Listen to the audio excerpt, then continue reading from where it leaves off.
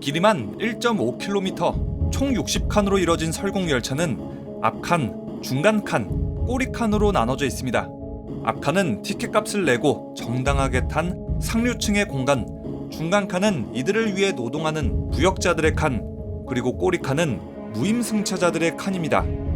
영화 설국열차의 이야기는 꼬리칸부터 시작됐죠. 전체 60칸 중에 무려 20칸에 해당됐는데 원래는 식량 그리고 원자재 이런 것들을 싣는 화물칸으로 설계됐습니다. 하지만 무임승차자들이 이 꼬리칸에 타면서 식량 등은 앞칸으로 옮겨졌고 이 무임승차자들은 이 꼬리칸에서 생활 공간을 만들어 삽니다. 자, 그래서 이곳은 창문도 없고 그 어떤 편의시설도 없는 열악한 상태로 운영되고 있습니다. 감옥칸하고 양갱제조칸 사이에는 열차 직원들이 머무는 숙소칸이 있었는데 꼬리칸 사람들이 이곳에 처음 왔을 때 창문을 보고는 이런 반응도 보였습니다. 이곳의 가장 끝에는 꼬리칸의 성자, 길리엄의 공간, 길리엄의 텐트가 있습니다. 이곳에는 맨 앞칸, 엔진칸에 있는 엔진 설계자, 윌포드하고 연결된 전화기도 있는데요. 그렇게 두 사람은 이 전화를 두고 서로 연락을 주고받습니다. 자, 그 다음은 수많은 사람들이 다닥다닥 붙어 살고 있는 숙소칸입니다.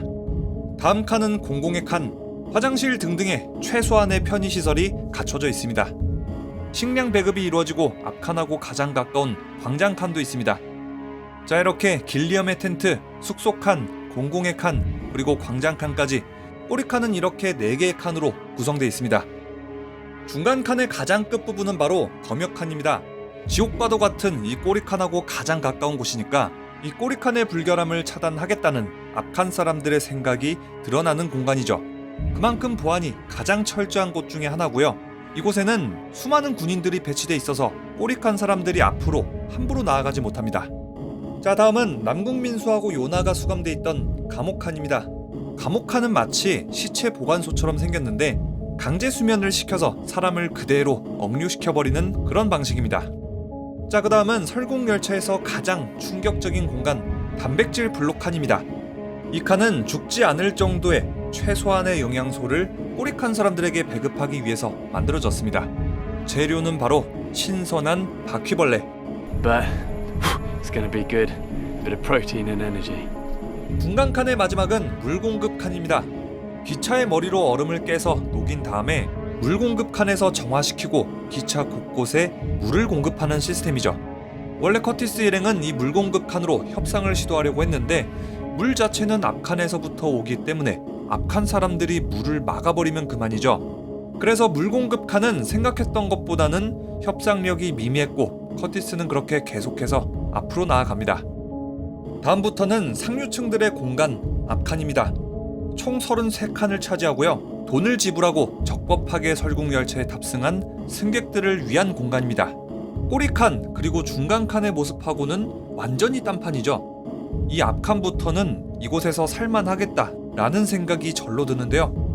기차 승객들을 위해서 야채, 식물들을 재배해서 공급하는 온실칸도 있고요. 식물원과 같은 모습의 정원칸, 생태계 균형을 위해서 1월과 7월에만 초밥을 맛볼 수 있다는 아쿠아리움 칸, 영화에는 모습을 드러내지 않았지만은 동물원 칸도 있고요.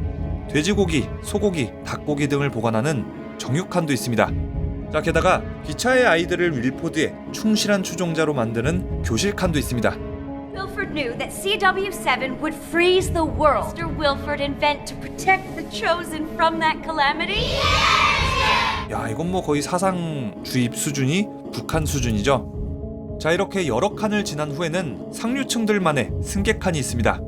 이곳의 승객들은 여유롭게 차도 마시고요. 치과도 있고 재단칸도 있습니다. 라운지바도 있고요. 뷰티살롱, 사우나, 클럽, 마약 파티장까지 있습니다. 자, 드디어 설국열차의 핵심이죠. 기차의 심장, 무한동력이 있는 엔진실입니다. 설국열차의 아버지, 엔진 설계자, 성공한 철덕, 윌포드가 머무는 개인 공간도 있습니다. 자, 이렇게 기차의 맨 앞에는 윌포드가, 기차의 맨 뒤에는 길리엄이 있었는데요.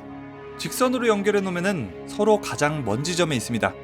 하지만 이것을 원형으로 바꾸면은 이 두 사람이 가장 가까운 곳에 있습니다. 윌포드와 길리엄은 한패였다. 윌포드와 길리엄은 한때 가장 가까운 사람이었다. 라는 걸 생각해보면은 이 기차의 구조가 상당히 아이러니하게 느껴집니다.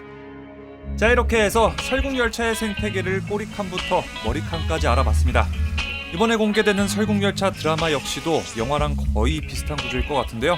드라마는 회차도 많고 폭도 길기 때문에 이 열차의 생태계를 아주 자세히 관찰할 수 있는 좋은 기회가 되겠죠.